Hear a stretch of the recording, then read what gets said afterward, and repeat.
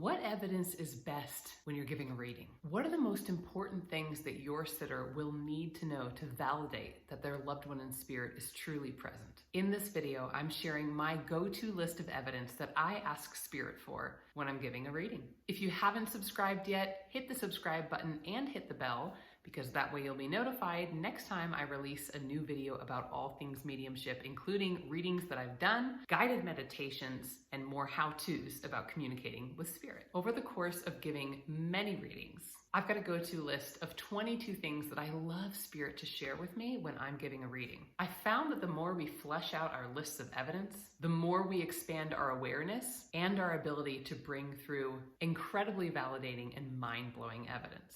Why do we give evidence? To validate the presence of the spirit of a past loved one, or put more simply, to let our sitter know that their loved one in spirit is truly present. In my experience, spirits come through during readings to provide the most healing possible. So who comes through and the message that they have to share is powerful for the sitter. But sitters can really only be available for that connection and that healing and that message if they know by the evidence that you're providing as a medium that their loved one is truly present. I am so excited to share my go-to list of evidence with you, and I want to let you know that I actually typed this list up and then I printed out 4 different copies and I put it around my house in places that I frequent. So near the mirror in the bathroom where I brush my teeth, when I open the cupboard of our snack drawer that we have at our house, right near my desk in my office where I do my readings, and on my bedside table right before I go to bed. This is so that the list is in my mind and seeping into my subconscious, but I'm not actively trying to remember this list while I'm actually giving a reading. It's important to know that your list of evidence may end up being very different than mine. There is no shortage of things spirit can bring through that can provide validation for the sitter, and this is not an exhaustive list by any means. Like I said, the possibilities are endless. It's also important to know that not every spirit answers every question that I ask them. They have an idea of what they want to bring through, and while I try to ask these things and let my guides and spirit know that these are the things I tend to look for, every reading is different.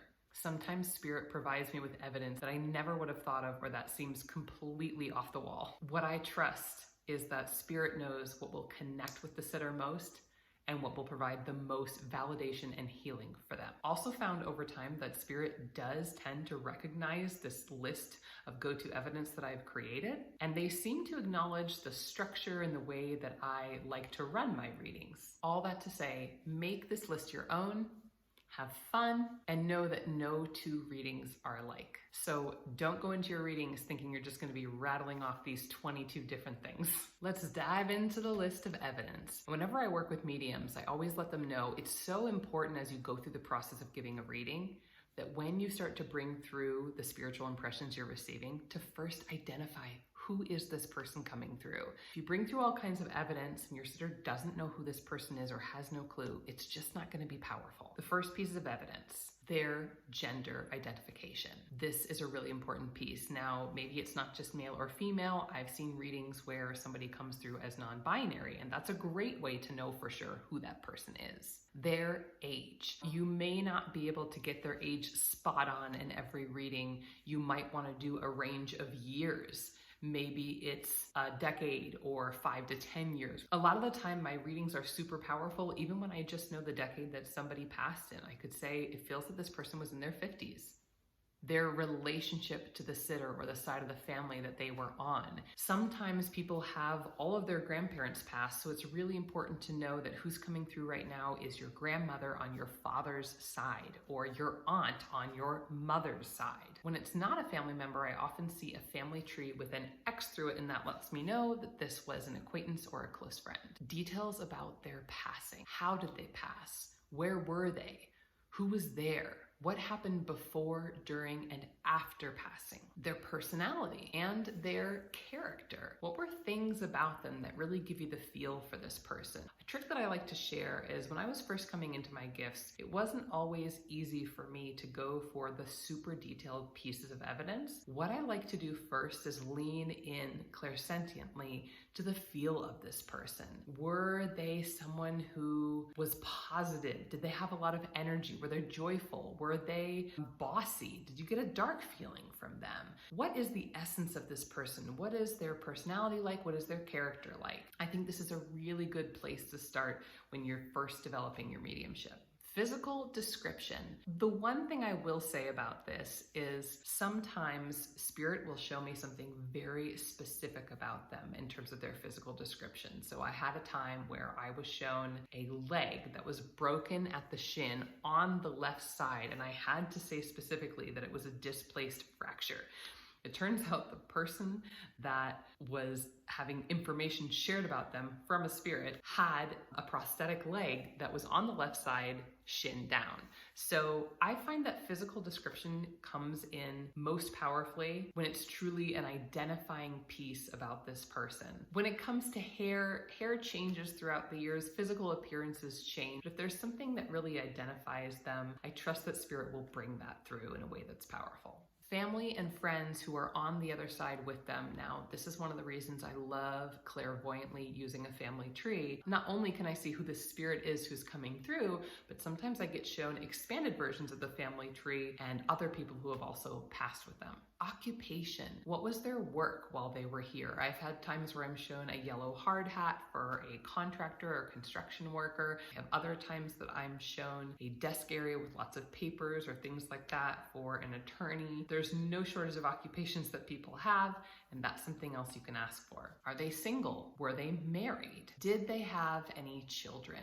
A lot of times when I ask spirit if there were children, I can see fingers held up on a hand, 4, 2, and that's the way that I get that evidence. Did they have pets? I can't tell you how many times pets show up in readings.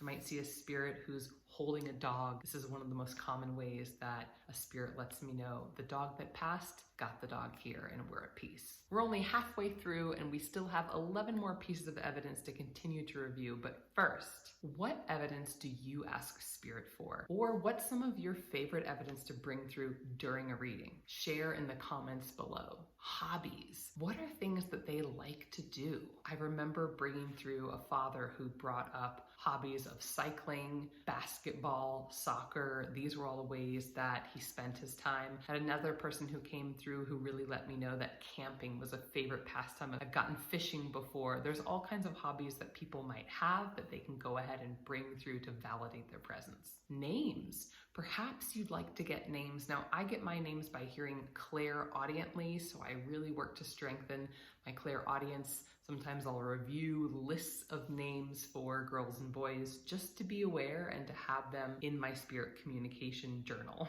Where they lived. This is another way that you can get a reference to a certain geographical location. Foods that they liked or disliked. Now, this can be powerful. One time I brought through a woman who was referencing a family that was Sicilian, and so she showed me an image of a huge pizza. And it's another way that sometimes your clairgustance or your clairalience can really grow. Sometimes I've smelled baked items or savory items before as well. Were they buried or were they cremated? This is powerful. And sometimes when the spirit comes through and they were cremated, they like to show me an image of who spread the ashes and where they were spread. Interactions with the sitter or memories that were shared. This is so huge. Spirit likes to reminisce about some of their favorite memories they had while they were here. I had a grandfather who came through one time and showed me an image of holding the lead of a horse when his granddaughter was on the horse. And at the end of the reading, she shared that she actually has that picture of that memory, and she showed it to me. Objects and keepsakes. Spirits love to talk about objects and keepsakes. I had a dad who came through and talked about a watch that was kept, and he particularly talked about how the watch was nothing special. It wasn't a Rolex. It was just a trusty, reliable, not fancy watch. I also find that jewelry, rings, necklaces that were left behind are really important. I had a grandmother come through one time who talked about a necklace that specifically had a heart on it that her granddaughter was given when she was 18. Birthdays, anniversaries, or events that are important to the sitter or the sitter's family. I had a woman whose husband came through one time and wished her a happy anniversary that month. And indeed, they did have their anniversary the month that I was giving her the reading. Important events that have happened since their death or things that are going on in the sitter's life. This is one of the most exciting piece of evidence that I love. I was talking to a woman and her partner, and her father had mentioned that they'd just been to a concert. And in fact, they had just gone to a John Mayer concert. And it was this spirit's way of showing how present he was and that he's really seeing what's going on in their lives and not missing out on their lives. And I couldn't make this list complete without saying the message. As we continue to bring through more evidence after the spirit has been identified, the spirit always has a message to give. And I truly believe that this message is one of healing, that they often want to say things that will allow that person to move on, to find more joy in their life, or to guide them toward healing in some way. But of course, identifying the sitter first, bringing through all this powerful evidence, and then bringing through a message that is poignant and that really applies to the sitter and their life at that moment is often what happens during a reading. The final thing I'll say about evidence for now is that there are sitters who might come to a reading with a specific code in mind. I'll only believe the evidence that you bring through, or I'll only believe that this person I love who is in spirit is present if you tell me about the code. And in fact, I may have shared before that I told my mom when she passes, I want her to bring through the red brush. It's a long story. What I know from being a medium and being read many times in classes and workshops is that every reading is different, and bringing through evidence, although it may be able to be proven as a science, doesn't always feel like that in every reading. Sometimes I get the code, sometimes I don't get the code. So don't get too hung up on getting every single thing on this list, but continue to let your mind absorb this list and let spirit know these are the things that I'd like to receive the next time I give a reading. If you're interested in strengthening your clairs so you can speak to spirit, you can download my free guide below. It's called 3 Easy Exercises to Strengthen Your Clairs and Speak to Spirit. There are meditations in this download that will help you strengthen your clairs. Be sure to watch this video next if you'd like to see me in action while I bring through much of the evidence that I've gone through on this go-to list. And if you like this video, I'd love you to give it a like, comment below, subscribe, and hit the bell so that you're notified the next time I release a new video.